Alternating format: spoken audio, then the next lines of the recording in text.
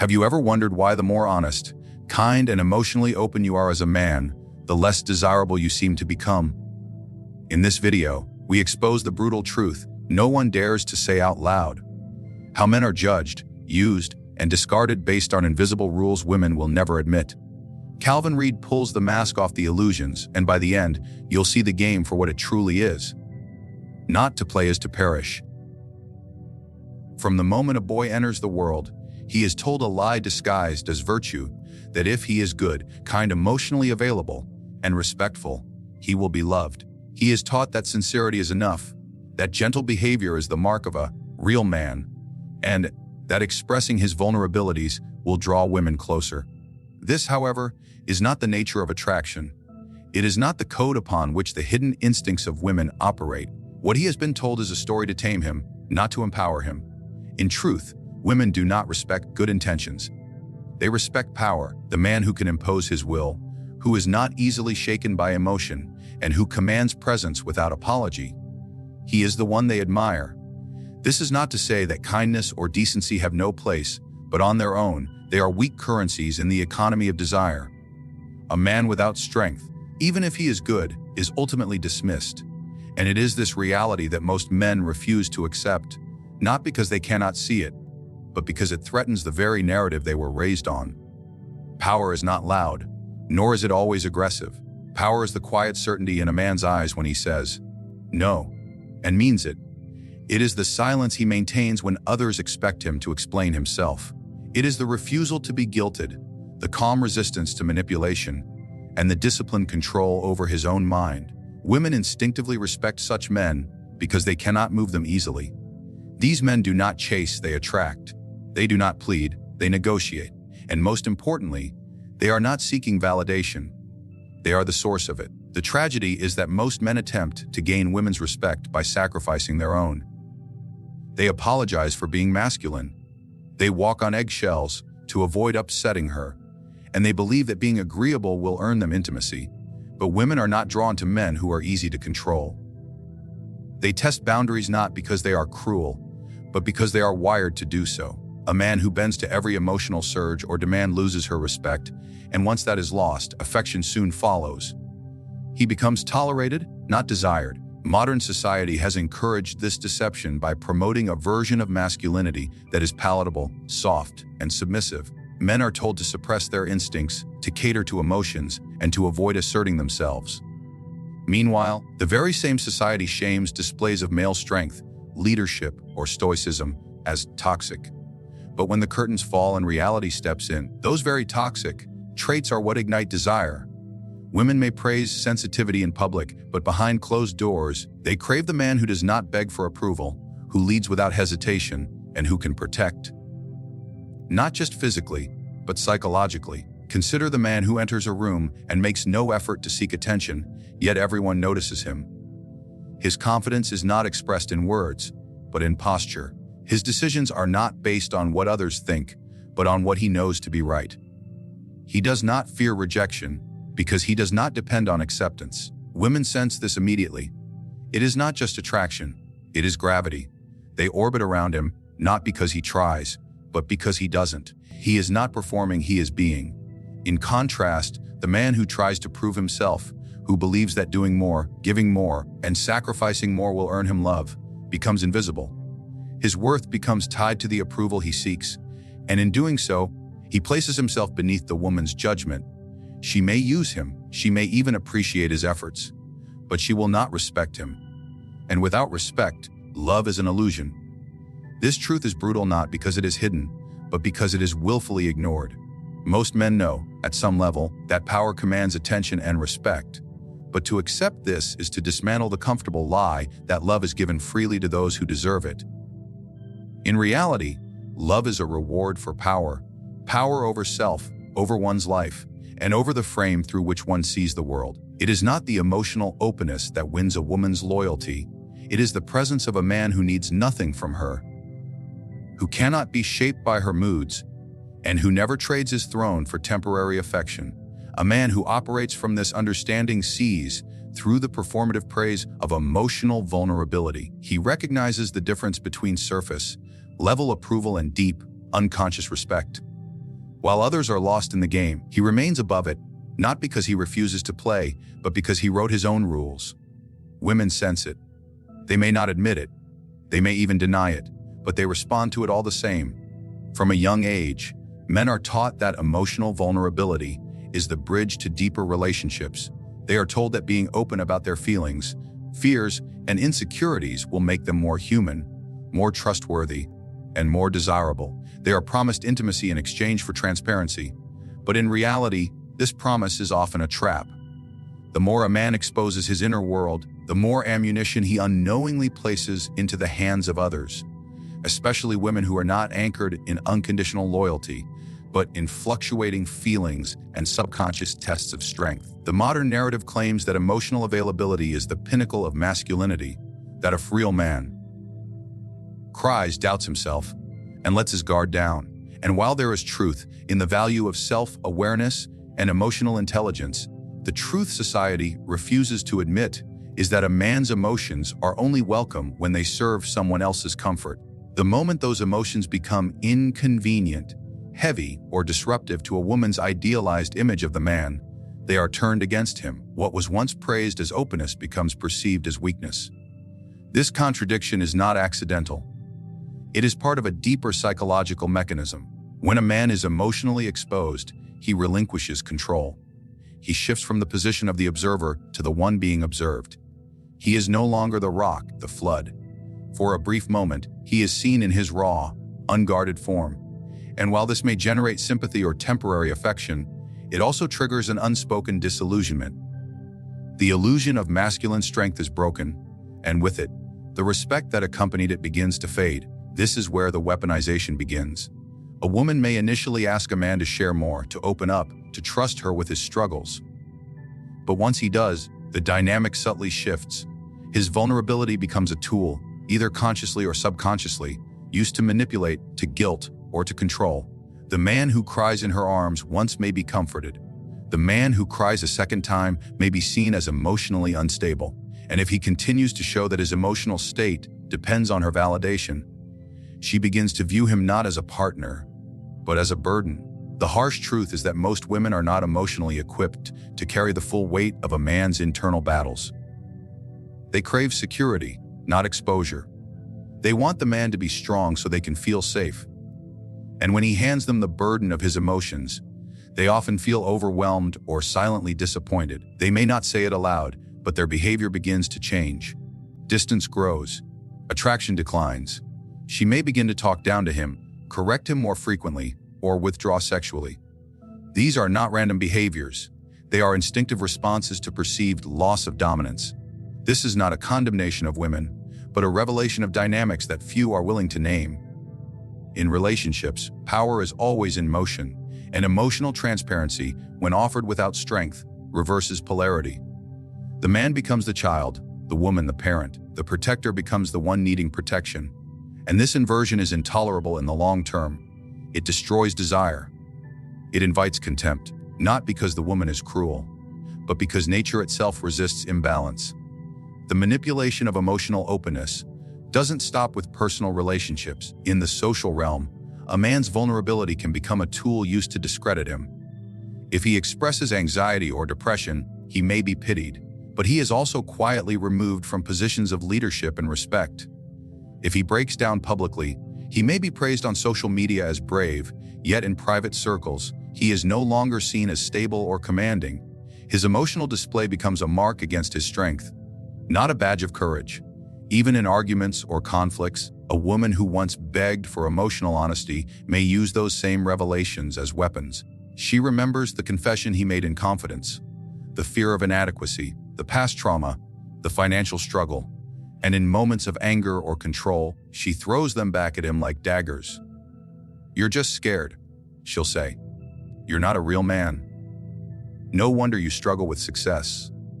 What was shared in trust becomes a tool of domination. This is why the advice to just open up is dangerously incomplete. It ignores the power dynamics at play. Emotional vulnerability must be earned and deserved, not demanded. And even then, it must be tempered by strength. A man should never reveal emotions he cannot contain. To cry without the ability to recover is to submit. To share without the power to defend, that share is to invite disrespect. The world, and women within it, rarely protect what is fragile unless it holds undeniable value. Men must understand that emotions are like currency. Spend them wisely. Invest them in places where they will multiply, not be used against you. And never forget that power comes first. Without it, even the most sincere vulnerability will be treated as a weakness, not a connection. Attraction is not a peaceful contract. It is a battlefield of instincts. Many men are confused when women introduce chaos into an otherwise calm relationship. They ask themselves why she is picking fights when everything was going well, why she suddenly becomes distant after a moment of closeness, or why she creates emotional puzzles that seem to have no clear answer. The truth is far older than modern psychology. Women test men, not because they are cruel or unstable, but because testing is how they determine safety, dominance, and strength. It is not malice, it is survival instinct. These tests are rarely conscious. A woman doesn't wake up and think, "Today I will test my man." Rather, her biology, her emotional system, and her unconscious mind are constantly scanning for stability and strength. She may feel attracted to a man in the beginning, but that attraction is not guaranteed.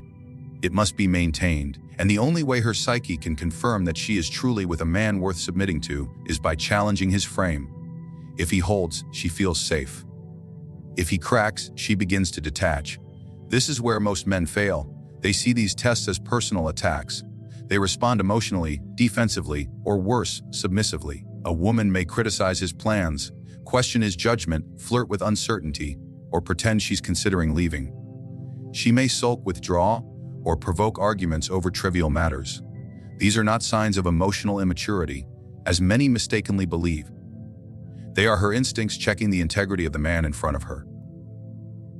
A woman cannot follow a man she doesn't believe can lead, and she cannot feel safe in a relationship where she is the one holding the emotional and psychological line. The strength women look for is not just physical or financial. It is emotional sovereignty. It is the man who doesn't react like a boy when challenged. When she becomes emotional, he doesn't mirror her volatility. He remains calm. When she tries to provoke him, he doesn't bite. When she withdraws affection, he does not chase. In these moments, she's not just watching his behavior, she's watching his soul. She's asking, silently, is this a man I can trust when life becomes uncertain? Is this a man who will fall apart under pressure, or will he remain composed? A man who fails these tests repeatedly becomes someone she must manage, not follow. And once that shift occurs, the relationship begins to rot from within. She may still be physically present, but psychologically she is gone. Respect is replaced by irritation. Attraction gives way to boredom. And eventually, she will seek either conflict to awaken him or distance to escape him. Men often complain that women are never satisfied or always starting drama. What they fail to understand is that these so-called dramas are necessary mechanisms. Just as a military commander must constantly test the loyalty of his soldiers, a woman must test the consistency of her man. If he fails to maintain his leadership, his clarity, and his control over the relationship dynamic, she cannot relax into her femininity. She becomes anxious, unstable, or masculine in her energy. She takes the lead because he has surrendered it, usually without realizing. In a world where men are being softened by culture and stripped of their instincts, few understand the importance of holding frame. Frame is the psychological position a man maintains regardless of external conditions. It is the invisible throne he refuses to step down from, no matter how intense the emotional storm becomes. When a woman sees that her emotional tests do not shake this throne, her body and mind begin to trust him on a primal level. She may challenge him again and again, not because she wants him to fail, because she needs to believe deeply that he will not. This is why weakness is punished in romantic dynamics, even when it's unintentional. A man who flinches, explains too much, apologizes unnecessarily, or seeks permission rather than asserting direction communicates that he is not in control. Not of himself, and not of the relationship. And a woman cannot respect a man who is not in control. She may pity him, she may mother him, she may stay out of convenience, but she will never give herself fully to him. Testing comes in many forms, both subtle and explosive. It can be as minor as ignoring a message to see if he reacts with insecurity. It can be as intense as threatening to leave, just to see how much of his composure depends on her presence. These are the hidden games that determine dominance, but they are not games in the trivial sense. They are ancient mechanisms designed to ensure that the man she chooses is strong enough to protect, lead, and endure. Understanding these tests as signals rather than insults is what separates the master from the fool. The fool takes the bait. He over-explains, he justifies, he yells, or he pleads. The master watches, waits, and then speaks with calm authority. He doesn't need to win the argument. He needs to win her respect. And the only way to do that is by proving, without force, that he cannot be moved by temporary emotion. He becomes the mountain. She becomes the storm, and the mountain never bows. A man who is easily managed, influenced, or steered by a woman's emotional signals is not seen as safe. He is seen as weak. Contrary to popular belief, it is not control that gives a woman comfort in a relationship. It is mystery. It is unpredictability. It is the sense that no matter how close she gets, no matter how intimate they become, there remains a part of him she cannot reach, a fortress within his soul that belongs only to himself. This is what compels her. This is what keeps her invested, guessing, intrigued. Women are not drawn to the men they can mold. They are drawn to the men they cannot move. The modern man is trained to do the opposite. He is taught that love means openness, availability, and compromise. He is told that if he gives more, shows more, and bends more, he will be rewarded with devotion. But this is not how desire is built. Desire lives in distance, in enigma, in the unspoken. The man who remains partially unknown, the man who keeps a certain emotional independence even in love, is the man who holds power. A woman may say she wants transparency, but what she truly feels drawn to is the man whose inner world she cannot fully predict or command. Power lies in restraint. The man who is not easily persuaded by beauty, who does not seek approval, who is not desperate for attention, becomes magnetic. His lack of emotional dependency becomes his weapon. He creates tension, not by being cold, but by being self-contained. He listens without always revealing. He gives, but never more than he chooses. He loves, but never at the cost of himself. Women respond to this not with logic, but with emotion. The less she can control him, the more she obsesses over him. She thinks of him when he's gone, not because he promised her the world, but because he remained just out of reach. In relationships, control is often misinterpreted as security. A woman might initially feel comforted by a man who constantly checks in, changes his plans for her, or seeks her opinion on every matter. But over time, this same behavior begins to bore her. She knows his every move. She knows his thoughts before he speaks them. There is no tension left. He has handed her the keys to his entire identity, believing it will make her stay. Instead, it pushes her away. She begins to look elsewhere, not necessarily for a new man, but for the feeling she once had: mystery, challenge, unpredictability. This is why so many men are confused when women leave stable, emotionally supportive relationships for men who appear distant, emotionally unavailable, or even selfish. They don't understand that it is not cruelty that attracts. It is the perception of unshakable selfhood. The man who does not revolve around a woman becomes a gravitational force. He stands at the center of his own world, and she orbits him. She tries to decode him, understand him, claim him, and every failed attempt to fully possess him only deepens her attraction. A woman's desire thrives when there is something left to chase. When a man presents himself as a complete puzzle already solved, she may appreciate the comfort, but not the man. The dynamic loses its polarity. She becomes the one leading, emotionally managing, directing the flow. She begins to test, to provoke, to push boundaries, not to create chaos, but to awaken the dormant dominance she needs to feel safe.